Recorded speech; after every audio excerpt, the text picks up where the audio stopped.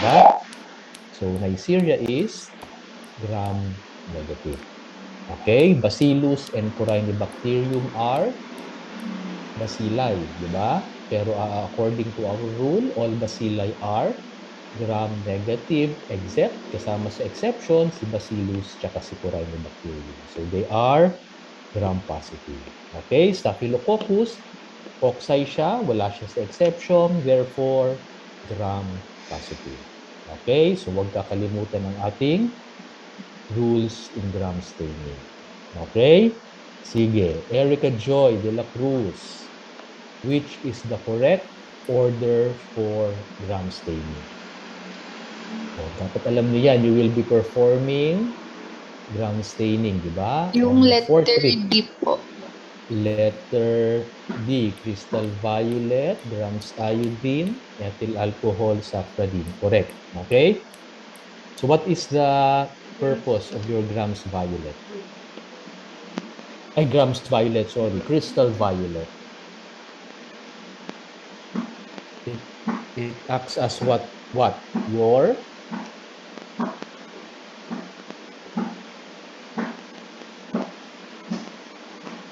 anyone, ano si crystal violet? Primary state. Primary stain po, Doc. It is your what? Primary stain. Your primary stain, di ba? Tama? Erica? That is your primary stain. Si grams iodine is functions as your More than. ano? More than. More than. Okay? Si 95% ethyl alcohol, Decolorizer. decolorizer. Okay? And safranin is your secondary stain. Secondary stain. Okay? So what happens? So si gram positive, any organism, maglalagay ka ng primary stain, di ba? If you look at it under the microscope, anong kulay ng organism? Kung naglagay ka ng crystal violet, sino yung mga medtech dito? Purple po, Doc. Purple. Okay? It will take up the crystal violet. Okay? Si more than grams iodine para mas dumikit lang si stain. Okay? So pag tinignan mo sa microscope, purple pa din. Di ba? Now, if you put your 95% ethyl alcohol, sabi natin, for decolorizer. Okay? Sino ang magde-decolorize? Gram-positive or gram-negative organisms? Gram-negative. Gram-negative. Because of the, sige nga, bakit gram-negative ang nade-decolorize? Thin po yung peptidoglycan. Yun. Your gram-positive has a thick peptidoglycan layer, whereas your gram-negative has a thin peptidoglycan layer. Okay? Yun yung nasi-stain usually. Okay? So, si gram-negative, mabawash off yung stain. If you apply your safranin, anong magiging kulay ni gram-negative? Color red.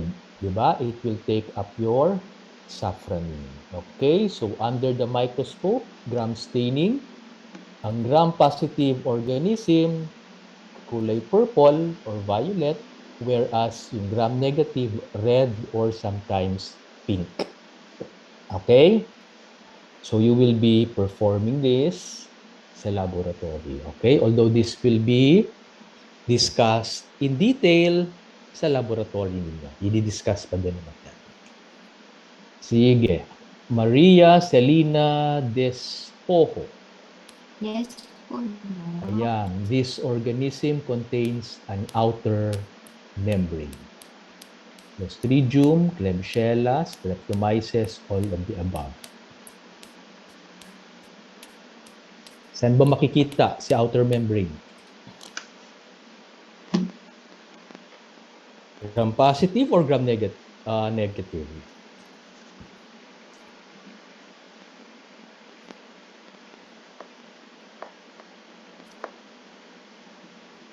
Gram-neg.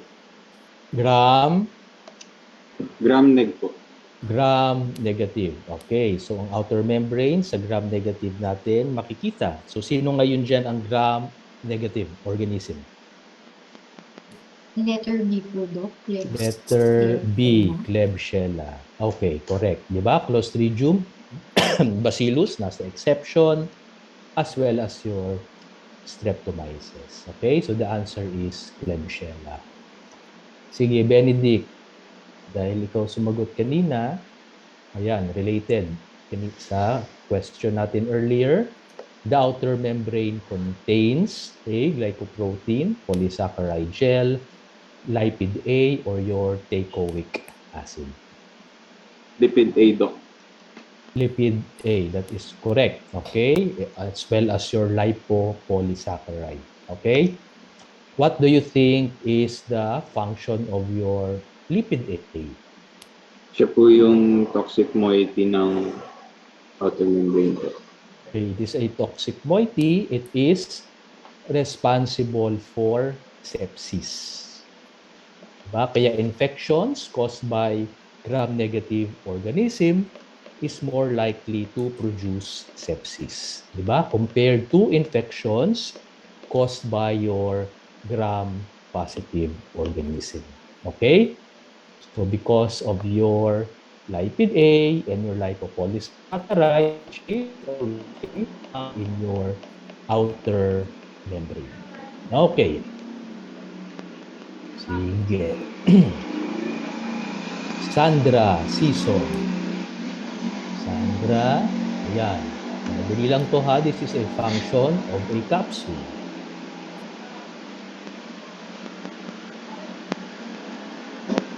Ano ba ang function ng capsule? Produces endotoxins, protect against phagocytosis, confers Gram's reaction, or resistance to drying.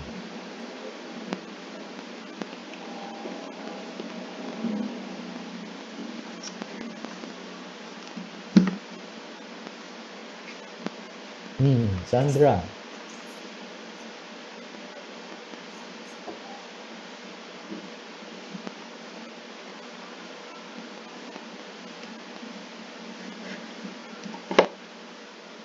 Anyone? Letter B. Anyone? Doc, it protects against phagocytosis po. Okay, protects against phagocytosis. Okay? Dominic Falcon. Oh, sino ngayon dyan ang may capsule? Staph aureus, Streptococcus pneumoniae, Proteus vulgaris, or Clostridium tetani. Diba may mnemonics tayo? Nabasa mo ba yon? Sa slides, di ba? May binigay akong mnemonics kung sino yung mga organism. O, sige, Sandra, game.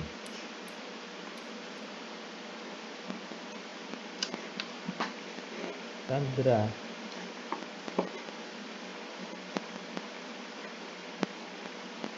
I answered. Hindi kita naririnig. Nakamute ka, Sandra. O sige, dahil dyan, sagutin mo yung question na to.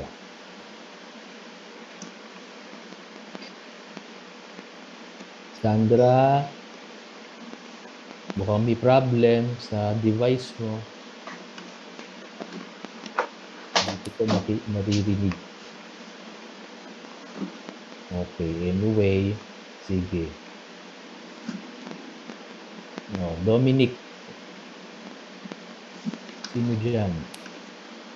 Letter B po, Doc. Streptococcus pneumoniae. Letter B. O ano yung mnemonics? Natatandaan mo ba? Naaalala mo? Yes po, Some Doc. killers. Some Ano yun? killers have pretty nice capsule. Okay. BEF. O sige. Can you give me the organisms that has a capsule?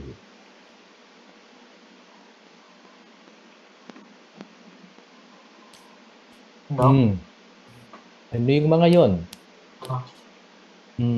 Streptococcus Some? pneumoniae, Doc. Okay. O some. Pretty. Ano yan? Some? Ano yan? Some killers have O pretty sige. nice O capsule. killers. Okay. Okay. Klebsiella pneumoniae po. Okay.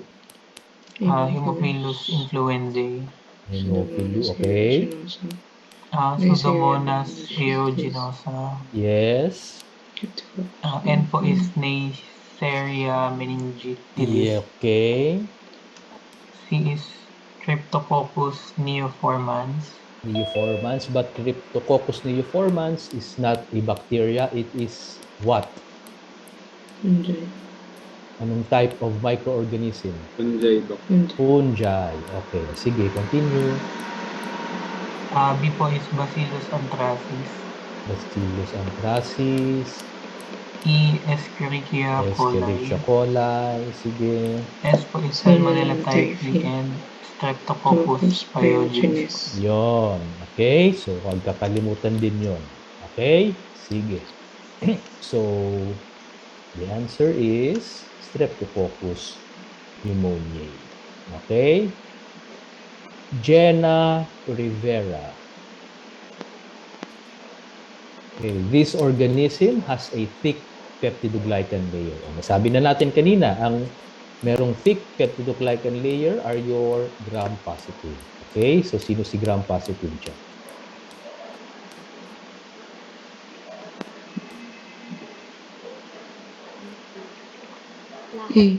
All of the above. All of the above. Diba?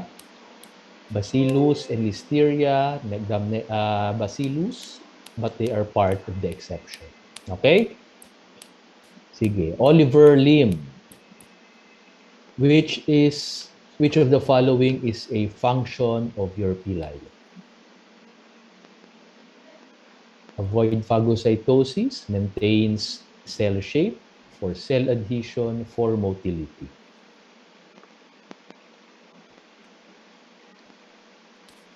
Cell adhesion po. Cell adhesion. Okay. What is the other function of your pili? Diba there are two types of pili? For reproduction po Doc yung isa. For reproduction. What do you call that pili? That is your Sex your pili. sex pili. The one for cell adhesion is called your common Ordinary pili. Okay? Sige. For cell adhesion. Sige. Hygiene Fermin. Oh, madali to ha. Function of a cell wall. All of the above po.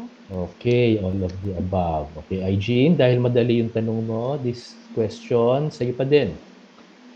Periplasmic space is present in gram-positive bacteria only, gram-negative bacteria only, acid-fast bacteria only, all of the above.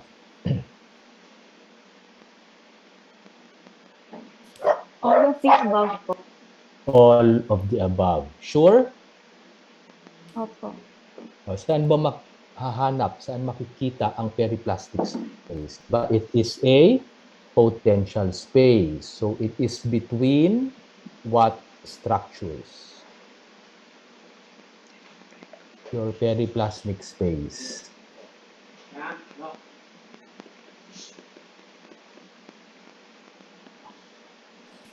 Inner and outer membrane po.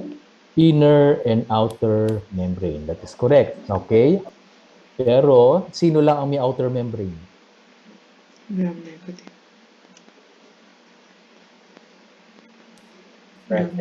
Gram-negative. Oh, so what's the answer?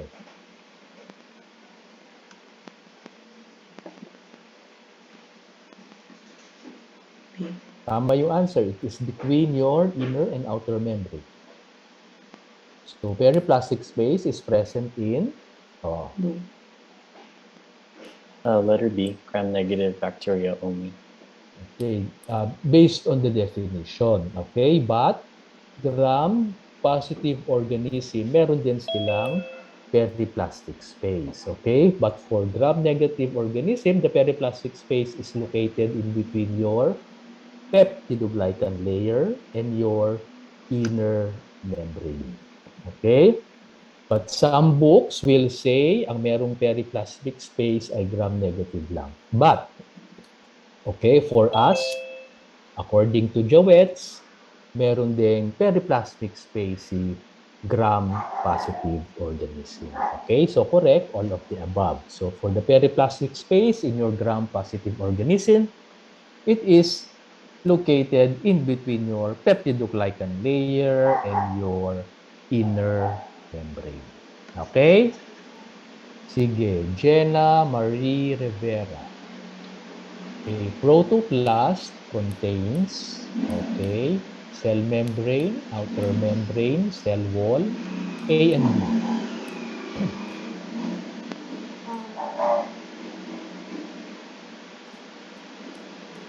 Ano ba yung protoplast? Gram-positive organism. Na? Gram-positive. Yes, okay. Oh, yun ba yun? Yun lang yun, kulang. Letter A po ba? Letter A. Tingnan natin kung tama. Tama. Pero bakit letter A? Ano ba yung definition ng protoplast? Tama yung simula mo. It is a gram-positive organism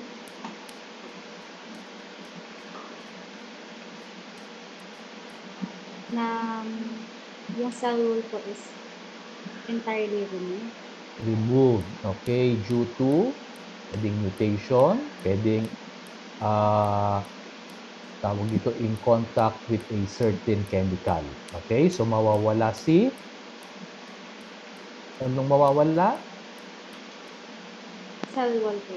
Your cell wall. Okay. Now, what if I change the question? A spheroplast contains same choices. What will be your answer?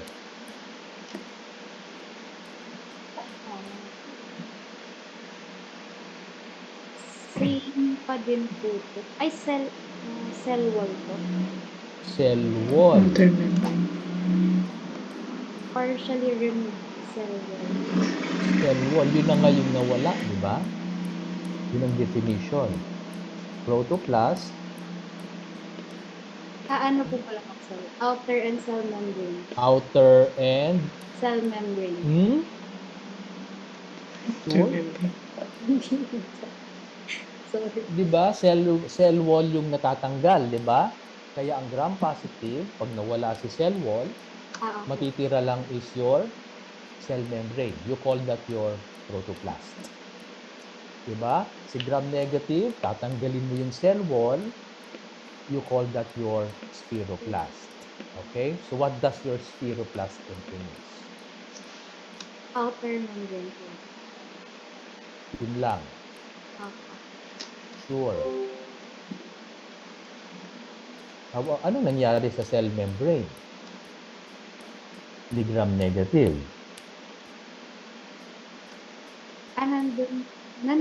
Nandun pa din siya, di ba? Okay. So, anong sagot? So, ginawa kong spheroplast. Yung tanong, Letter D po. letter D na, okay? It will contain your cell membrane and outer membrane. O, sige. Last question para sa'yo. What is the significance of your protoplast and your spheroplast? Clinically. Clinical application. Because some of these organisms, they can mutate. They will become a protoplast and a spheroplast. So, ba't kailangan malaman natin na may mga certain organism can mutate? Magwawala si cell wall. Yung resistance to drugs. Yun, resistant to drugs. Diba? There are certain drugs that acts on your cell wall. Diba? So, dun yung action nila. So, pag wala siyang cell wall, so what happens, that particular organism will be resistant to certain types of antibiotics. Okay? Antibiotics that acts on your cell wall. Okay? Sige. Nicole Navarro. Mahabang tanong, pero madali lang yan. Okay, your H. influenza, strep pneumoniae, Klebsiella pneumoniae all colonize the respiratory tract and can spread from the bloodstream. What essential virulence factor that aid such spread produced by all three organisms?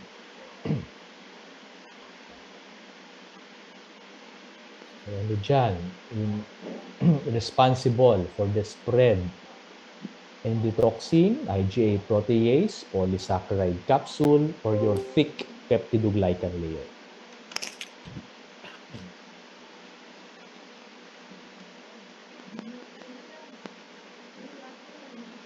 Anong virulence factor that is common to that three organism?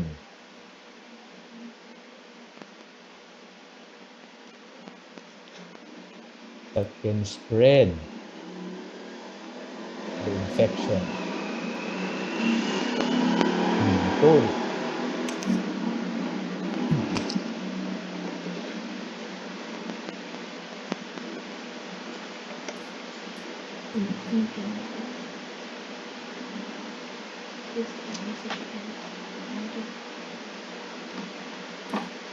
Doc. Sorry, Yes. binasa po. Sige. Letter Letter C po, Doc. Letter C. Sure ka na doon. Parang hindi ka sure sa sagot mo. Letter C po, Doc. Letter C. Diba? Lahat sila mayroong capsule. And one of the actions of your capsule, aside from preventing phagocytosis, it will help spread the organism. Okay? Dominic Rivera. Ayan. Non-essential genetic materials are located in your nucleic body, chromatin body, ribosomes, plasmids.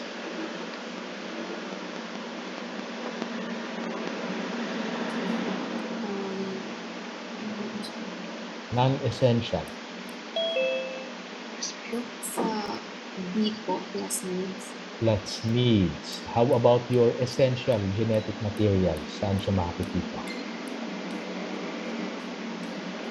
Sa Nucleoid body po. nucleoid body. Diba? So, non-essential sa plasmids. Okay? So, your plasmids, one function is that they play a role in your antibiotic resistance, diba? As well as for conjugation. Okay? It will be discussed in detail during your next lecture. Okay? Sa bacterial genetics. Okay? The role of plasmids in bacterial conjugation. Okay, Justine Pentino. Very easy. Protein synthesis occur in this organelle. Ribosomes po, Doc. Letter B. Ribosome. Sige, Justine, sa'yo pa rin to. Which organisms produce an endospore? Bacillus po, Clostridium, and Coxiella po. Ayun, very good. Sinabi mo yung tatlo. Okay, so the answer is Clostridium. Okay? So tatandaan niyo yung tatlong yon, ha? There are only 3 bacteria that produces endospore. Diba? Clostridium, Bacillus, and your, anong isa? Coxiella. Your Coxiella. Okay? So tatandaan yung tatlong yon. Okay? Sige. Yesa. Tagilan. Mycoplasma species lack which of the following component? Ribosome, peptidoglycan layer, plasma membrane, nucleic acid.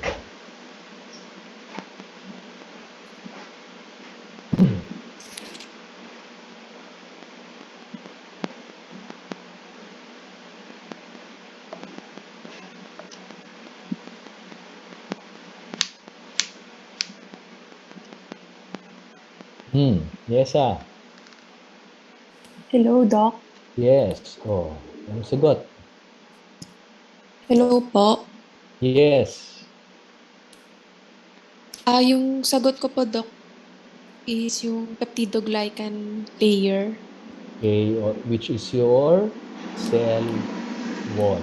Diba? Mycoplasma is your wall-less organism. Wala siyang cell wall. Okay, so it cannot be gram-stained. Okay, so we cannot tell whether it is a gram-positive or a gram-negative organism. Okay, so peptidoglycan layer. Okay? Pearl Regine Miranda. Okay. Tapos na tayo sa cell structure. Okay? So what is the most probable organism in this picture? E. coli, Klebsiella, Bacteroides, Mycobacterium. Okay, culture medium, ang growth nasa ilalim. Okay.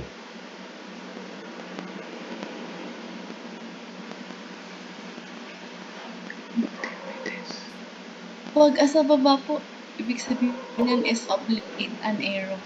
Yes, that's correct. Diba? It does not require oxygen. Diba? Namamatay sila in the presence of your oxygen. Okay? Yung nasa slides, di ba ang nakalista, obligate aerobe, obligate anaerobe, microaerophilic, and your aerotolerant. Kung wala doon, meaning that organism is a facultative anaerobe. Okay? O ngayon, tama ka, Pearl Regine. That is an anaerobic organism. Now, the question, sino sa kanila, dyan sa apat na yan, ang obligate anaerobic? Bacteroides po. Bacteroides. Di ba? Okay, sige. Let's continue. Adrian Velasco. Yan. Pag ganyan yung itsura, anong klaseng organism yan? May growth all over, but more on the top.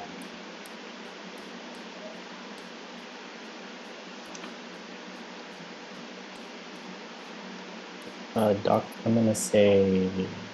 Meaning, di ba meaning they can grow with or without the presence of oxygen, but they grow better with the presence of oxygen.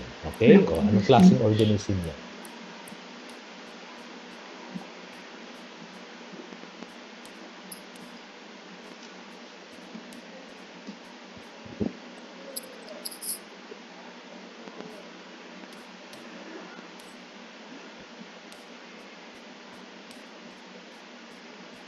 Doc, not sure, but I'm gonna say A, Staphylococcus. Okay, that's correct. So, ano si Staphylococcus? Based on growth. Ano siya? Aerobic, obligate anaerobic, facultative anaerobic, microaerophilic, or aerotolerant.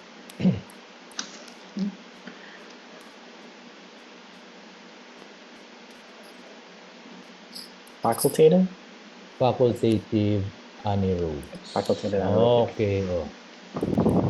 Huwag nyo din kakalimutin yun ha. So, memorize nyo din yun. Whether an organism is a facultative anaerobic, an obligate aerobe, or an obligate anaerobes. Okay? So, Staphylococcus. Sige. Zaira de la Cruz. This is killed in the presence of oxygen. So, meaning this is a facultative and obligate anaerobe. Okay? Prevotella po. Prevotella po. Prevotella, sure. Yes. Sure, sige. Correct. Prevotella. Sige, Zaira, sa'yo dito. Chocolate agar is an example of a complex undefined medium, a chemically defined medium, selected medium, or an enriched medium. Enriched po. Enrich, sure, Or selective. Selective po ba? sure,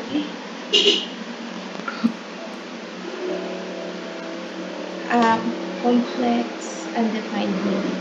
Ayun, complex, undefined medium, di ba? So, a medium that contains mga biologic substance that we do not know the exact component. Di ba? Si chocolate agar, ang laman niya is blood. Okay? Pero the exact component of that blood, hindi natin alam. Okay? Pwedeng milk. The exact component of the milk, hindi natin alam. Whereas chemically defined, we know the exact component. Okay? Alam natin kung ilang %, alam natin kung ilang ml ang ilalagay natin. That is your chemically defined medium. Okay? Pag selective, we put certain chemicals to isolate. Diba? So, selective organism will grow in that culture medium. Okay? And enrich, we put something, for example, egg, okay, or milk, to enhance the growth of certain organisms. Okay? Sige. Ephraline, Riginding, ayan. Lowenstein, Jensen, agar is an example of Selective po to. selective. Selective lang ba?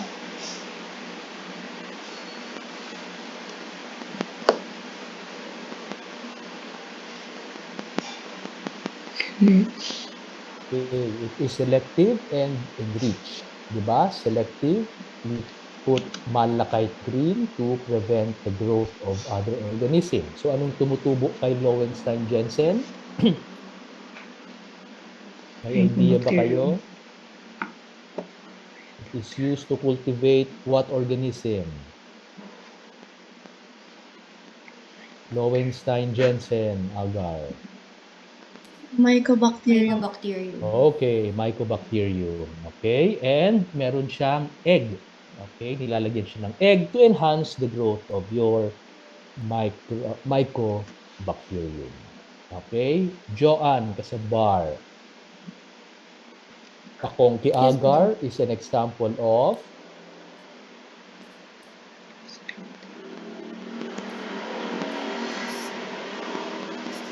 Selective.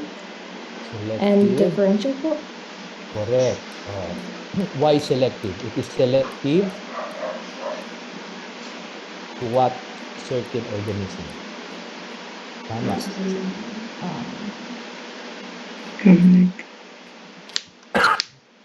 Is used to isolate what specific group of organism? Gram-negative po. Gram-negative, correct. Especially your Enterobacteria. Okay? It is differential. Ano ngayon ang dinidifferentiate natin among your gram-negative organism? Any idea? The lactose fermenters. Correct. Okay? So, all gram-negative or Enterobacteria will grow in your coffee, but the growth pattern will be different. Those that are lactose fermenters and those that are non-lactose fermenters. Okay? So, it is selective as well as differential. Okay? Sige. Zaira de la Cruz. Okay, we'll go to your cell growth. Okay? So there is slow loss of cells through death. Logarithmic decline. Logarithmic decline, sure. Diba this is the growth curve? Okay, saan ba natin kinuha si growth curve? So explain lang natin paano siya kinuha. So what was measured is kumuha tayo ng isang colony ng organism from a different cell culture medium, nilagay natin sa bagong culture medium.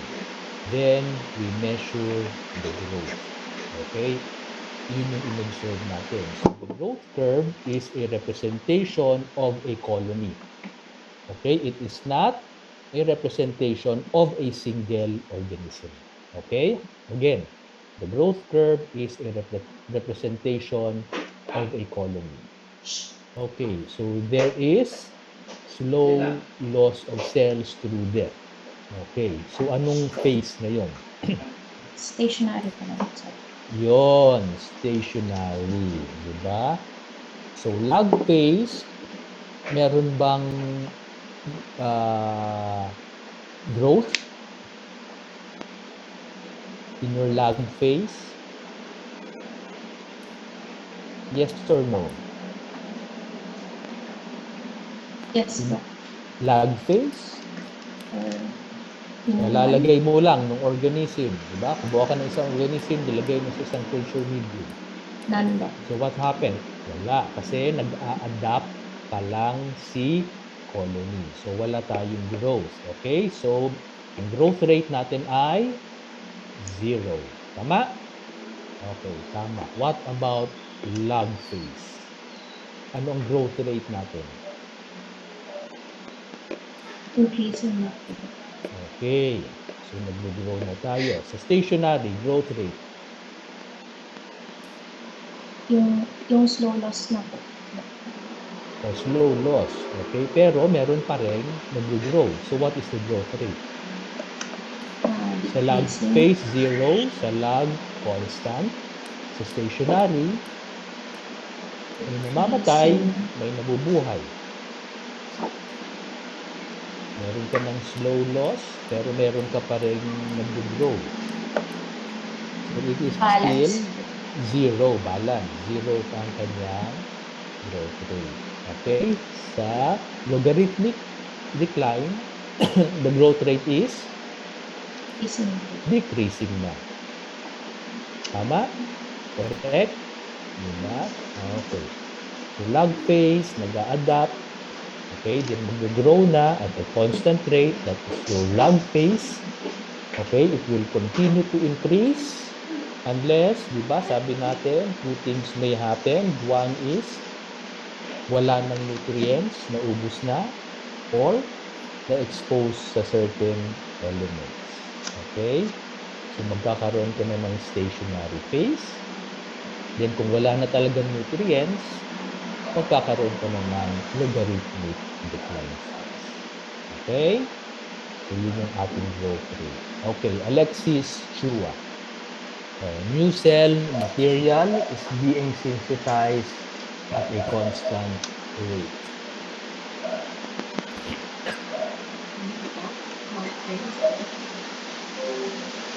Okay, log phase na yan. Okay? Sige.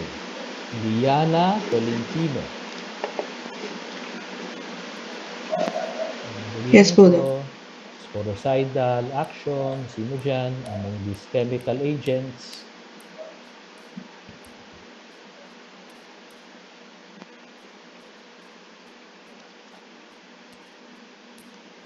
Sporocidal, meaning it can kill spores. Di ba yung spores, very resistant. Di ba? Resistant siya sa heat, certain chemicals, sa drying.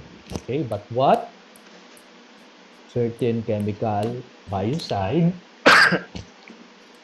is sporocidal. Iodine po. Iodine. Okay, so kaya iodine, this is one of the most commonly used in the operating room, okay, to sterilize the patients before doing any procedure, iodine, because it has a sporocidal action. Okay? Sige, Joanne Casabar. Sino dyan ang disinfectant?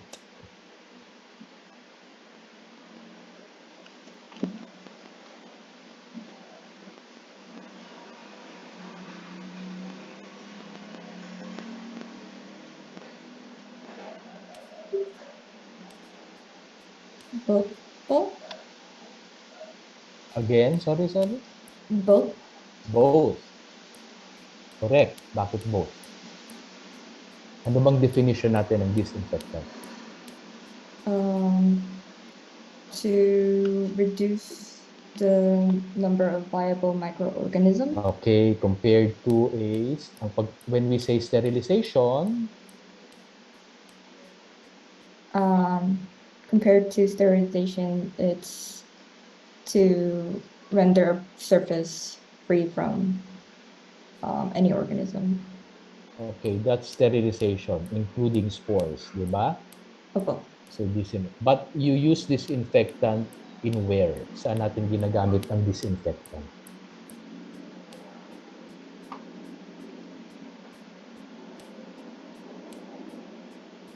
In what particular, paano ba? Material. What material? Surface. Surfaces. Yung mga non-living surfaces. Okay, hindi natin siya ginagamit. Okay, hindi natin siya ginagamit sa mga living organism. Okay? Sige. Next. Aaron Tan. Madali lang to. Using cross-linkage between adjacent pyrimidine rings on one another, forming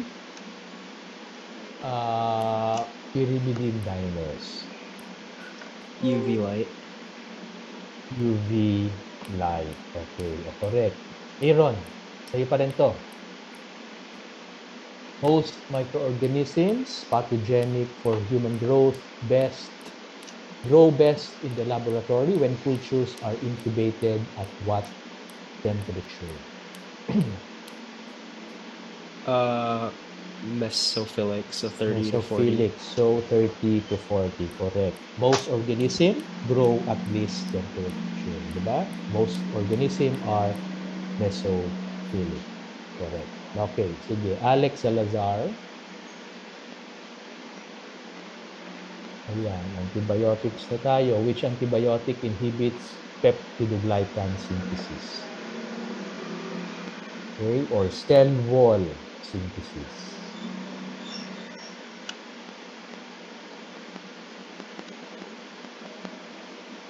Diba? Sa microbiology, for antibiotics, ang gusto lang namin na malaman ninyo is number 1, the action. Diba? The side effects. At kung it is used to what type of organism. Okay? Yung mga pharmacodynamics, pharmacokinetics, hindi na namin tinatanong. Bahala ni sa pharmacology ninyo dyan. Okay? Sige. Alec, which antibiotic inhibits cell wall synthesis or peptidoglycan synthesis? Dr. C. C, penicillin. Tingnan natin kung tama. Correct. Sige. Natawag ko na ba kayo lahat? Hindi pa. O, Lawrence. Acantilado. Ayan. Which antibiotic can be used to treat patients infected with mycoplasma? Ayan, sabi ko na. Okay. O, bakit? O, bakit na lang, Lawrence? Erythromycin.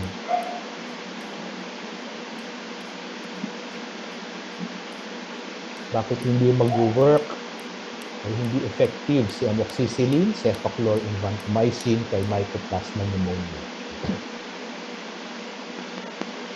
Because of the lack of mycolic acid. Is that the reason? Malapit ka na. Sige. Konti pa.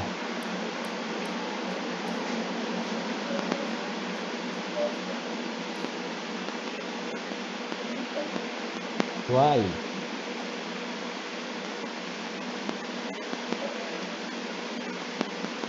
Anyone? Wala pong cell wall. Yun, Yeah. correct. Ibalik Diba? ko. Your mycoplasma does not contain cell wall. Okay, your amoxicillin, cefaclor, vancomycin, ang action niya is it what? Inhibits your cell wall synthesis. Diba? O, so erythromycin, anong action ni erythromycin? inhibits what?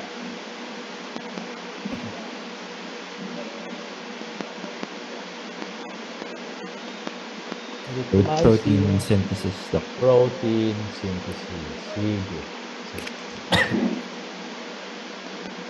Marie Chastine de la Cruz. Ayan, cannot enter your CNS. Diba? Cephalosporin, marami tayong generation. Diba? First generation, second, third, fourth, and fifth. But not all cannot cross your blood-brain barrier. Okay? Now, which among these drugs cannot enter your CNS?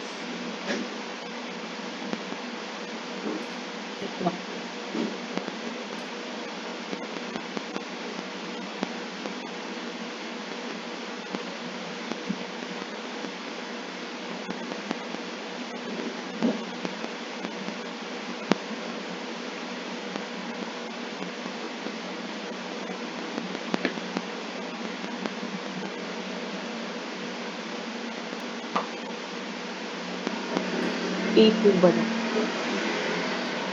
Okay, no. Or D? Or D. Diba? Anong generation si cefuroxime? Second generation po. Second generation. Diba? Mga second generation, they cannot cross your CNS. Okay? Sige. Leslie Samson. Leslie. Matching type. Okay. O, sa'yo lahat yan. So, drugs, side effects. Common side effects. Okay? Isoniazid. Ano dyan? Ang side effect na isoniazid.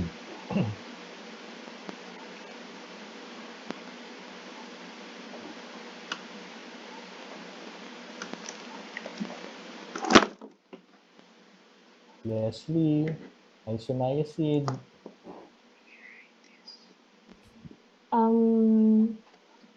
Isoniazid. Si Doc, peripheral neuritis. Peripheral. O, sige, tama. O, doxycycline.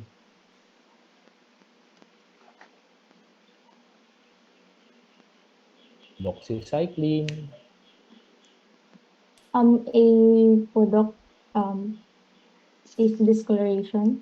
Okay. Discolorization. Correct. Clindamycin.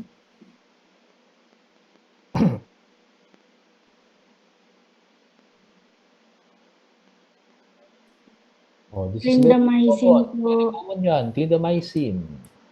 Clindamycin. D. Pseudomembranous colitis. Pseudomembranous colitis. And Okay. then, And last, Vancomycin diffuse hyperemia. hyperemia, also known as your, anong syndrome? What do you call that syndrome?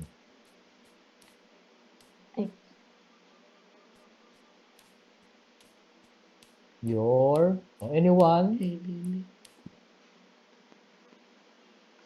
Anyone? What do you call that syndrome? Redman syndrome. Okay, your Redman syndrome. Correct. Sige, John Russell Ramos. Okay, ganun din. Okay? Matching type, antibiotics, kung saang organism siya ginagamit. Okay? Benji.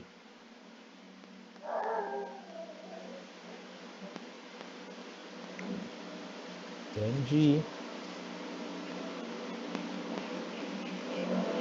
Positive cocci, anaerobes, bacterial tuberculosis, gram-negative.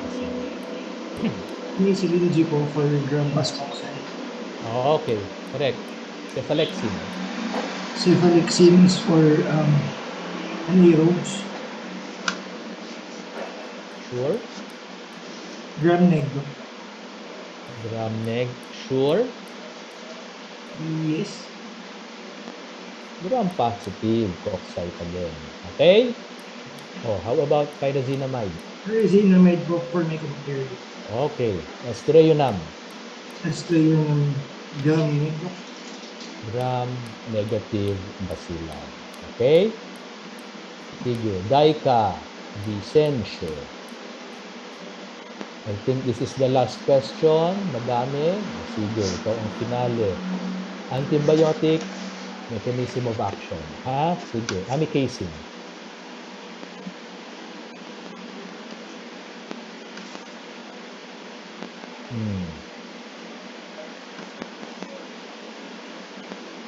Amikacin.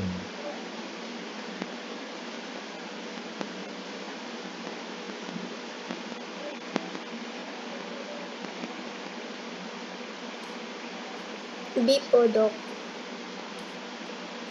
Protein synthesis. Correct. Ciprofloxacin.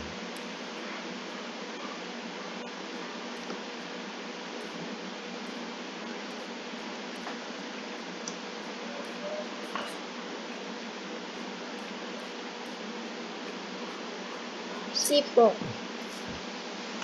E. Okay. Cotrimoxazole.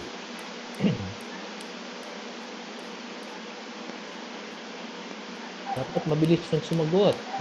Cotrimoxazole. D po. Again, sorry. D. D. Vancomycin. A. Okay, ang tagal hanapin. Oh, clindamycin. B. B. Okay, last. Erythromycin.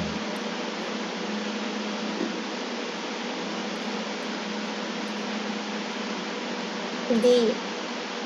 B. Bacterial protein synthesis. Okay, so dapat memorize niyo ha kung ano yung mga mechanism of action ng certain antibiotics. Okay, so this ends our lecture.